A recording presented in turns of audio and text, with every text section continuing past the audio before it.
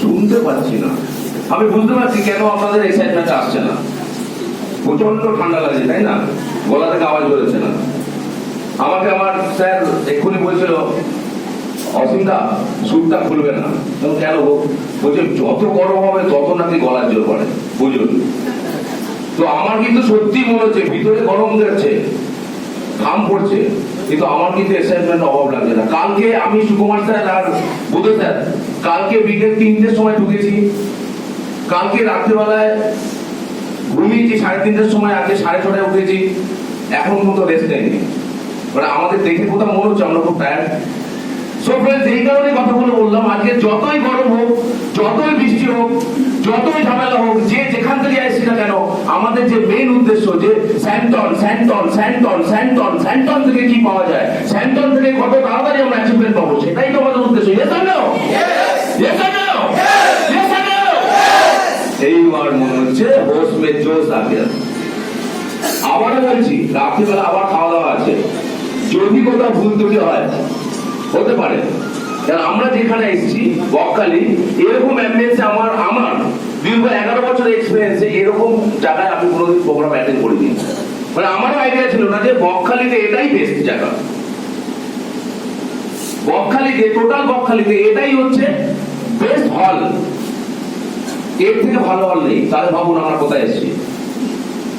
So এই best জায়গাতে যাই পাই না কেন, তার মধ্যে আমাদের একটাই উদ্দেশ্য, যে কাজটায় আমরা এসেছি সেটা যাতে আমরা সফল হতে পারি। Right or wrong?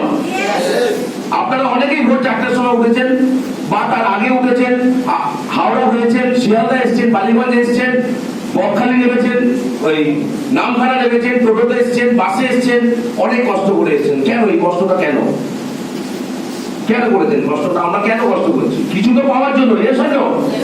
তো কি পাবো? আমাদের লাইফে কি পাওয়ার ইচ্ছা আছে?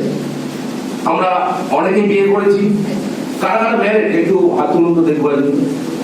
ফাইনালি দেখিনি কারা কারা ম্যারেজ, একবার তো সুযোগ হয় না। এই দেখো, আচ্ছা সবাই লজ্জা পাচ্ছে। আরে কারা কারা আমি তো একা তো, যারা বাচ্চা আছে তারা বুঝবেন আমার কথাটা। কারা কারা লাভ অ্যাডজাস্ট করে বিয়ে করেছেন দেখি? আমি আছি তার মধ্যে। ও বাবা, অনেকেই লজ্জা পাচ্ছে। ভালোবাসা লজ্জা নেই, ভালোবেসে স্যান্টনকে ভালোবেসেছি। যারা আমরা স্যান্টনকেই ভালোবেসেছি, পৃথিবী উল্টে গেল, যতই বিপদ হোক আমরা স্যান্টনের সঙ্গেই থাকবো। Yes or no? Yes or no? আমি আজ আমার এজ কত? কারো কোনো আইডিয়া আছে? যারা জানেন তারা বলবেন না, নতুন বলুন কত আইডিয়া বলুন। 21, 22, অত কমানো যাবে না? 30, 32, আর একটু উঠতে হবে। ঠিক আছে, 55, 60,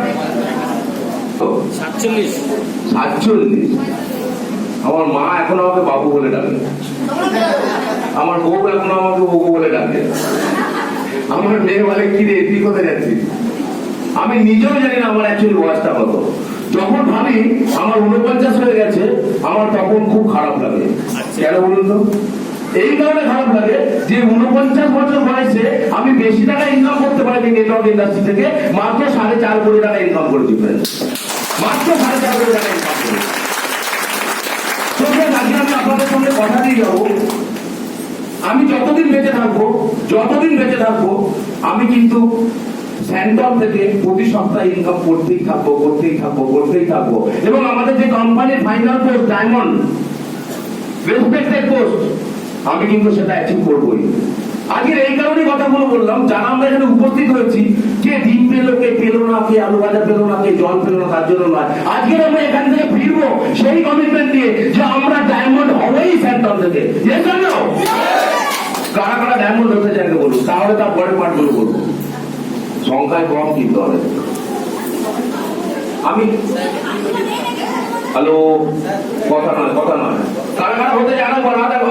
ম্যাডামরা কেউ হতে চাইছেন না? ডায়মন্ড তো কিনতে পাওয়া যায়, কেন স্যার আমি খাটবো? Right or wrong? এরকম ভাবছেন নাকি?